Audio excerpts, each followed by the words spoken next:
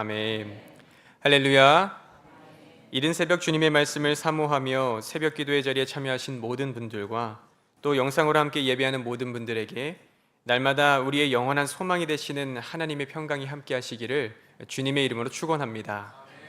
오늘 말씀의 제목은 흔들려도 쓰러지지 않는 믿음의 비결입니다. 흔들려도 쓰러지지 않는 믿음의 비결. 빌립보서 4장 1절에서 23절까지의 말씀은 크게 세 부분으로 나누어져 있습니다. 먼저는 1절에서 9절의 말씀으로 빌립보 교회 내의 분쟁에 관한 권면입니다. 10절에서 20절까지는 빌립보 교인들의 선물과 바울의 기쁨입니다. 21절에서 23절은 빌립보 교인들을 향한 마지막 인사입니다. 2023년 2월 6일 새벽 4시에 터키의 진도 7.8의 대지진이 발생하였습니다. 지진으로 인해 약 20만 명에 이르는 사상자가 발생했고 2,300만 명의 이재민이 발생했으며 30만 채에 이르는 건물들이 무너지게 되었습니다.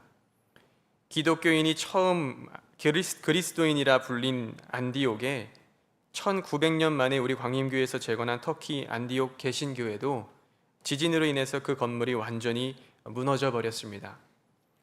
안디옥 개신교회가 속해 있는 터키 안디옥 지역은 대지진으로 인한 피해가 다른 도시들에 비해서도 유독 심했는데 이는 지진 발생 지역과 그 물리적인 거리가 가깝기도 했지만 이곳에 오래된 건물들이 많았기 때문이었습니다.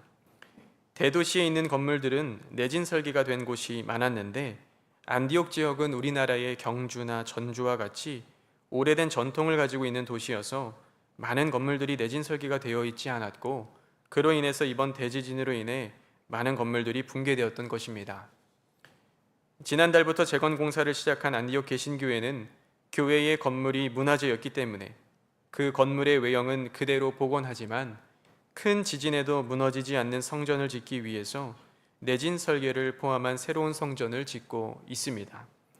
특별히 무슬림 땅에 복음을 전하는 귀한 성전으로 쓰임받는 안디옥 개신교회가 속히 재건될 수 있도록 성도님들의 많은 기도와 관심을 부탁드립니다. 이처럼 내진 설계는 건축공학이 발달하면서 지진으로 인해 건물이 무너져 많은 인명과 재산의 피해가 발생하는 것을 줄이기 위해서 개발된 기술입니다. 초창기의 내진 설계는 지진이 발생했을 때 건물이 무너지지 않도록 그 벽을 두껍게 하고 또 건물의 구조를 단단히 하는 방식으로 발전하였습니다.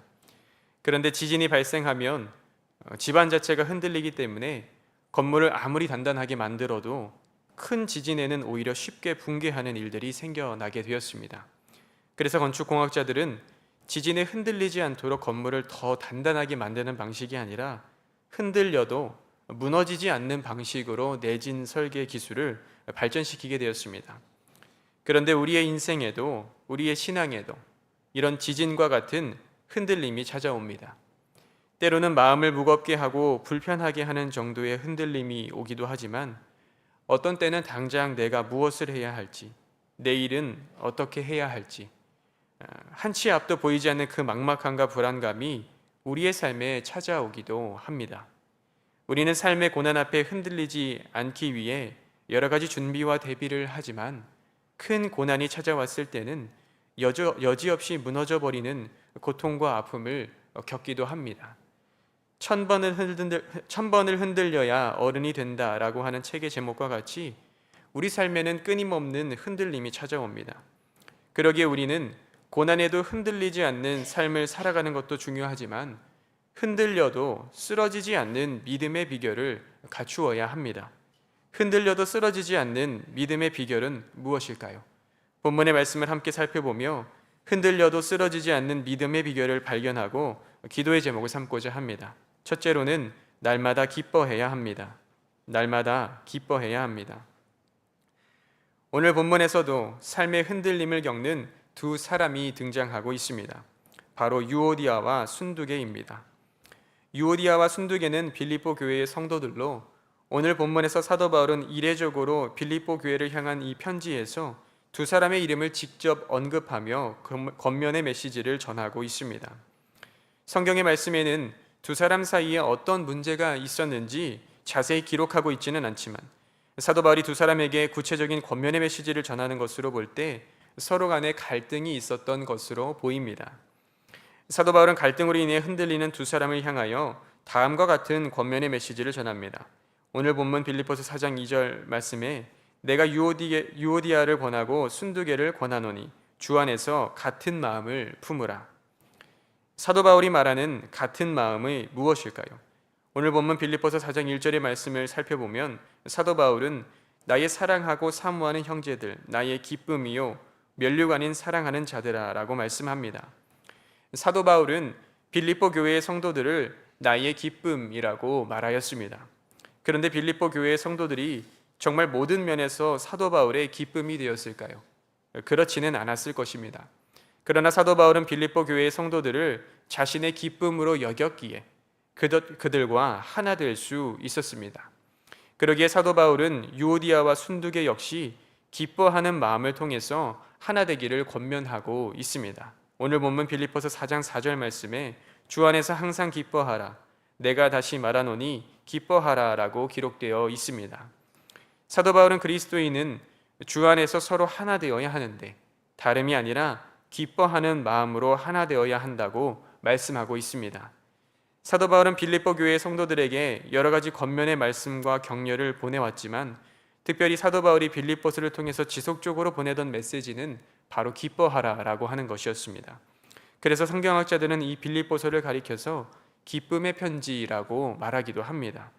그런데 사도 바울이 말하는 기뻐하라는 것은 기뻐할 수 있는 상황이 많아서 기뻐하라는 것이 아니라 기뻐할 수 없는 중에도 기뻐하라는 것이었습니다.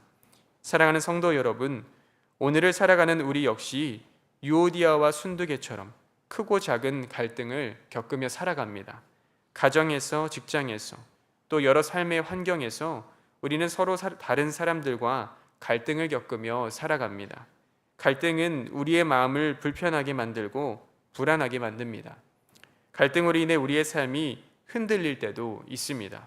그럼에도 불구하고 사도 바울이 우리에게 기뻐하라 권면하는 것은 우리의 기쁨은 하나님께서 허락하시는 은혜의 선물이기 때문인 줄로 믿습니다.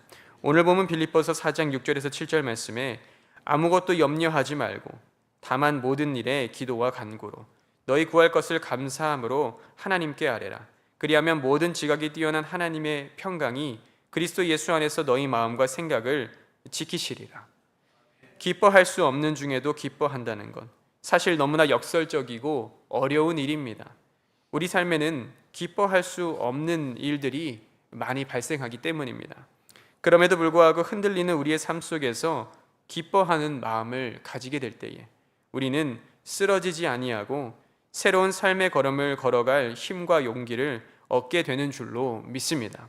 왜냐하면 우리의 기쁨은 상황과 조건으로 인해 오는 것이 아니라 하나님으로부터 오기 때문입니다. 아무것도 염려하지 말고 다만 모든 일에 기도와 간구로. 흔들리는 삶의 환경 속에서도 하나님이 주시는 기쁨을 붙들고 나아갈 때 흔들려도 쓰러지지 않는 믿음을 가지고 살아가는 우리가 될 줄로 믿습니다. 두 번째로는 자족함을 배워야 합니다. 자족함을 배워야 합니다. 세계에서 가장 권위 있는 사전 중에 하나인 옥스퍼드 사전에는 2001년 한국과 관련된 새로운 단어 26가지가 등재되었습니다. 한복이나 한류와 같이 한국을 상징하는 단어는 물론 갈비와 같은 한국 음식도 고유명사로 등재되기도 하였습니다. 그런데 유독 많은 사람들의 주목을 받은 단어가 하나 있었는데 바로 먹방입니다. 먹방은 출연자가 카메라 앞에서 음식을 먹는 모습을 보여주는 영상 콘텐츠로 유튜브와 같은 개인 영상 플랫폼이 발달하기 시작하면서 음식을 먹는 모습을 보여주는 것을 방송의 소재로 하는 영상들이 늘어나기 시작했습니다. 먹방이 유행하게 되자 이를 둘러싸고도 많은 의견들이 생겨나기 시작했습니다.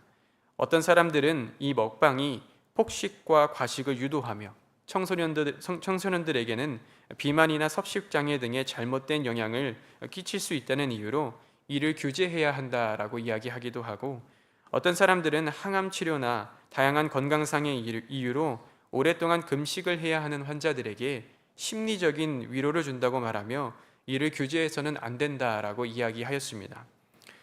이 먹방을 둘러싼 다양한 의견들 속에서도 전문가들은 1인 가구가 증가함으로 인해서 밥을 함께 먹으며 충족했던 욕구들이 충족되지 않게 되자 이를 먹방을 시청하는 것을 통해서 대리 만족을 얻고 있다라고 분석하기도 하였습니다.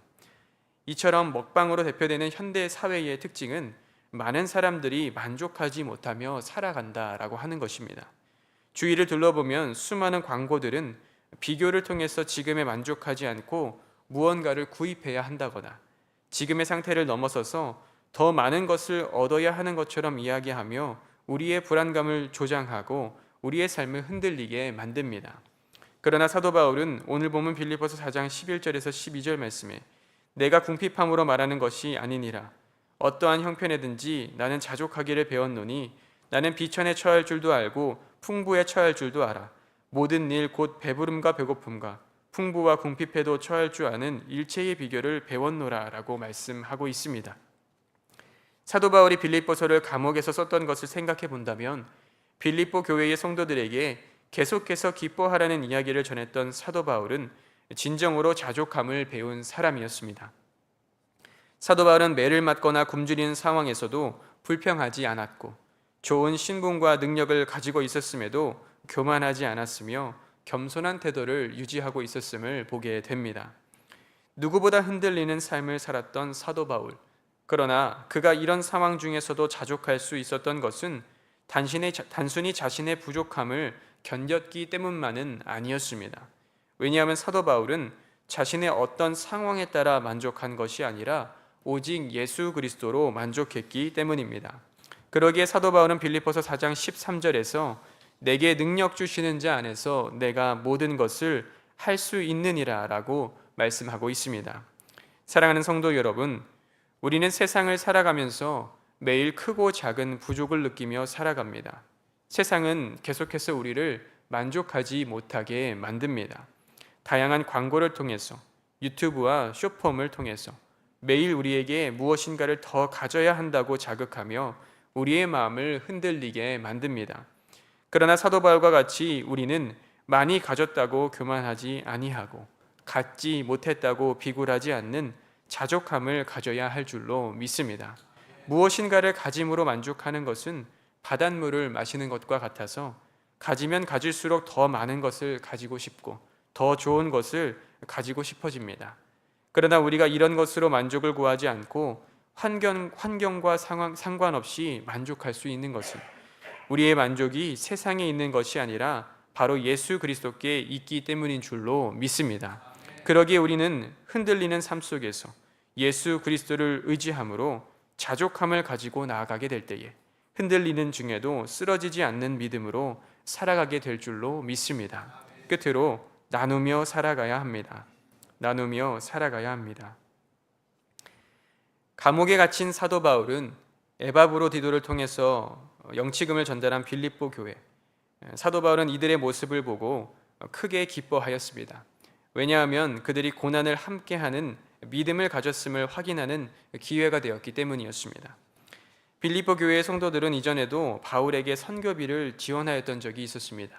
오늘 본문 빌립보서 4장 15절에서 16절의 말씀을 보면 빌립보 사람들아 너희도 알거니와 복음의 시초에 내가 마게도냐를 떠날 때에 주고받는 내 일에 참여한 교회가 너희 외에 아무도 없었느니라. 데살로니가에 있을 때에도 너희가 한 번뿐 아니라 두 번이나 나의 쓸 것을 보내었도다 라고 말씀하고 있습니다. 빌립보 교회의 성도들은 사도 바울이 빌립보 교회를 떠날 즈음에 선교비를 보내주었습니다. 사도 바울이 빌립보 교회에서 길게 머물지 못했던 것을 생각해 본다면 이 선교비는 빌립보 교회의 성도들이 사도 바울이 자신들에게 복음을 전해준 것이 얼마나 감사했는지를 표현하는 것이라 생각할 수 있습니다. 한편 사도 바울에게 이것이 특별한 이유였던 것은 빌립보 교회 외에 사도 바울에게 선교비를 지원해 준 교회가 하나도 없었기 때문이었습니다.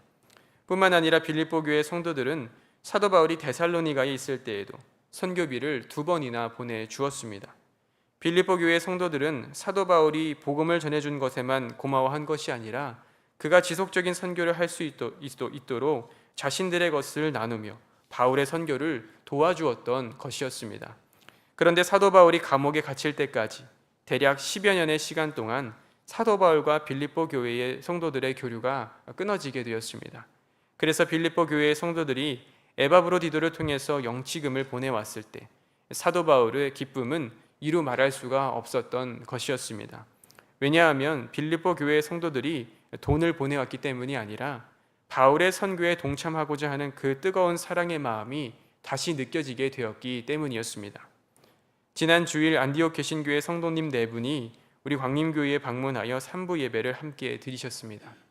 안디옥 교회의 성도들은 지난 호렙산 기간에 지진으로 무너진 안디옥 교회 꼭대기에 있던 십자가를 우리나라에 보내주며 우리의 심장을 보냅니다 라는 말과 함께 안디옥 교회 재건을 위한 기도를 부탁하셨습니다. 그리고 이번에 방문할 때에는 안디옥 교회의 명패와 함께 성도님들의 정성을 모은 건축 헌금을 함께 가지고 오셨습니다. 안디옥 지역은 지진이 난 지 2년 반이 지났지만 아직도 지진으로 인한 피해가 복구되지 않았고 많은 삶의 터전들이 아직도 회복되지 못하였습니다. 그런 어려운 상황 중에서도 안디옥 교회의 성도들이 명패와 함께 건축 헌금을 가지고 온 것은 흔들리는 상황 속에서도 비록 안디옥 교회의 건물은 무너졌지만 안디옥 교회의 성도들의 믿음은 무너지지 않았기 때문인 줄로 믿습니다. 오늘 본문 빌립보서 4장 18절 말씀에 내게는 모든 것이 있고 또 풍부한지라 에바브로디도 편에 너희가 준 것을 받음으로 내가 풍족하니 이는 받으실 만한 향기로운 제물이요 하나님을 기쁘시게 한 것이라 라고 기록되어 있습니다.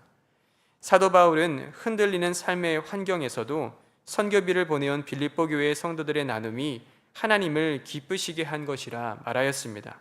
마찬가지로 우리 안디옥 교회의 성도들의 나눔은 하나님을 기쁘시게 하는 믿음인 줄로 믿습니다. 사랑하는 성도 여러분, 우리의 삶에는 매일매일 끊임없는 흔들림이 찾아옵니다. 가정에서도 직장에서도 또 신앙의 길 위에서도 우리는 수많은 갈등과 부족과 또 시험을 경험합니다. 그러나 오늘 사도 바울의 권면처럼 우리가 기뻐함으로 하나 되고 그리스도 예수 안에서 자족하며 사랑으로 서로 나누게 될 때에 우리의 믿음은 흔들려도 결코 쓰러지지 않을 줄로 믿습니다. 우리의 힘으로는 흔들림 앞에서 쉽게 무너질 수밖에 없지만 내게 능력 주시는 예수 그리스도 안에 있을 때에는 우리는 흔들리는 상황 속에서도 쓰러지지 않을 수 있습니다. 그러기에 예수 그리스도 안에서 기쁨을 가지고 자족하며 우리의 것을 나누게 될 때에 하나님께서는 우리의 삶을 굳건하게 세우시고 어떠한 고난 가운데서도 쓰러지지 않는 믿음의 사람으로 세워주실 줄로 믿습니다. 이런 믿음 가지고 오늘 하루의 삶의 현장에서 승리하게 되시는 저와 여러분이 되시기를 주님의 이름으로 축원합니다. 기도하겠습니다. 거룩하신 하나님, 이른 새벽 저희를 주의 전으로 불러주시고 생명의 말씀 주심에 감사합니다. 주님의 인도하심을 따라 살아가는 오늘 하루의 삶 가운데 흔들려도 쓰러지지 않는 은혜가 있게 하여 주시옵소서. 기뻐할 수 없는 때에도 하나님의 은혜에 감사하며 기뻐하게 하시고 주어진 환경 안에서 하나님의 은혜를 발견하고 자족하게 하시며 우리에게 허락하신 하나님의 은혜를 나누며 살아가는 오늘 하루의 삶이 되게 하여 주시옵소서. 특별히 재건 중에 있는 안디옥 개신교회가 무슬림 땅의 복음화를 위해 귀하게 사용될 수 있도록 더 튼튼하고 웅장하며 아름다운 하나님의 교회로 재건되게 하여 주시옵소서. 이 시간 간절한 기도의 제목과 함께 하나님 앞에 드린 귀한 서원의 예물들이 있습니다. 하나님 나라를 위하여 귀하게 사용하여 주옵시고 간절한 마음으로 주님 앞에 기도하는 모든 기도의 제목들이 하나님의 응답을 받게 하여 주시옵소서. 이른 새벽 주의 전에 나와 기도하는 모든 기도의 제목들을 주님께서 기억하여 주시고 하늘의 문을 여사 하나님을 만나고 하나님의 뜻을 깨닫게 되는 베델의 은혜가 있게 하여 주시옵소서. 예수님의 이름으로 기도하옵나이다. 아멘.